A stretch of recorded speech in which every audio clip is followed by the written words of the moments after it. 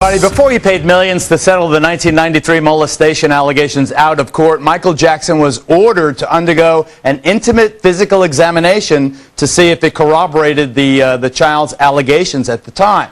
As it turns out, in one of those cosmic coincidences, the eminent Dr. Richard Strick, who performed the exam, was none other than the father of Dr. Deb Strick, the beautiful woman my son Gabriel just married. Here's Brother Craig.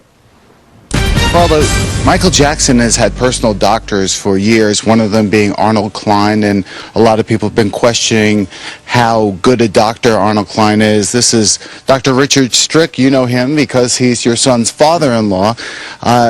Richard, you know Dr. Klein. What is your opinion of him? Well, we go back to when we were training in residency in dermatology, which is almost 40 years ago. He's a very bright guy, well thought of, intelligent. He's taken care of a lot of stars, but I think he's a first-rate dermatologist.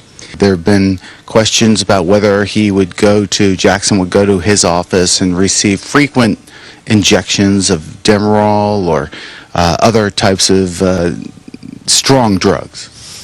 I just don't think that would be something that would happen. Powerful drugs like Demerol, Oxycontin, and Diprivan, reportedly drugs Jackson was abusing, are not usually found in a dermatologist's office, according to Strick. He also had a chance to review his colleagues' records back in 1993 when Jackson was accused of molesting then 13-year-old Jordan Chandler. I worked with the government and examined Michael and reviewed medical records with the first child molestation charges, and I'd seen records of Arnie's up to that time, and there was no evidence of any such use. At the time of Chandler's accusation, the Santa Barbara District Attorney Tom Sneddon issued a warrant for a complete examination of the pop star, including his private parts, which the accuser had described to investigators. December 1993, Strick conducted that exam.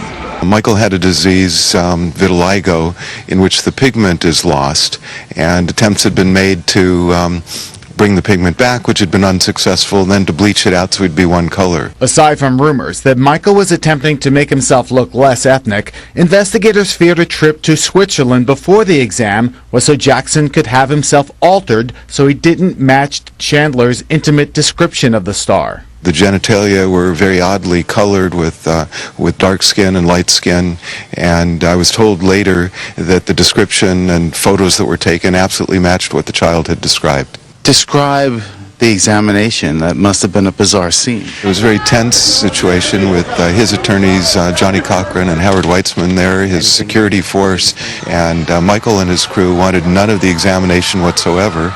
The whole time of the examination, Michael was basically throwing a tantrum about like a 6 or 7-year-old. What were your determinations when you examined him? He seemed to essentially be a healthy guy. The lupus is an autoimmune disease, and he only had skin involvement, which had destroyed part of the skin of his nose, and his nasal surgeries and all were really reconstructive to try and look normal. And Strick finally lays to rest the rumors Michael was addicted to plastic surgery. All those nose reconstructions you're saying were a result of him treating his lupus? The first one was to try and reconstruct from some scar tissue and destruction that had happened of the skin there, and it didn't work out very well, and all subsequent attempts, I believe, were attempts to still make it right. Dr. Arnold Klein insisted he was not a Dr. Feelgood to Jackson, and he was treating the star patient for lupus, a degenerative skin disease. I think he was trying to look like a normal guy as best that he could. What was your overall impression of Arnie Klein during that exam?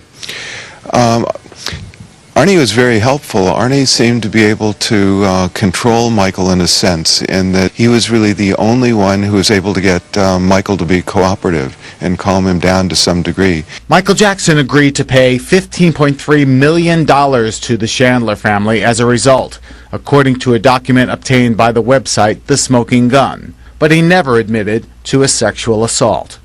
All I can tell you is that it probably isn't completely normal for a child to be able to describe the genitalia in such detail under normal circumstances, but what actually took place between them I have no way of knowing. Craig, I would never contradict my son's new father-in-law, but it seems to me that in terms of the skin bleaching and the nose jobs, Michael Jackson went beyond simple medical needs.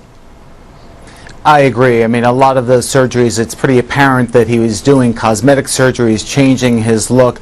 But when you look at some of those pictures, you know, that one close-up where the skin is hanging off, you could see that there is a skin disease that he was trying to treat. It was a skin disease. And when I saw him, that nose was so tiny. In the hotel room one time, he had a little Band-Aid over it. I thought the Band-Aid was there just to keep the thing from falling off his face, that little piece that was left.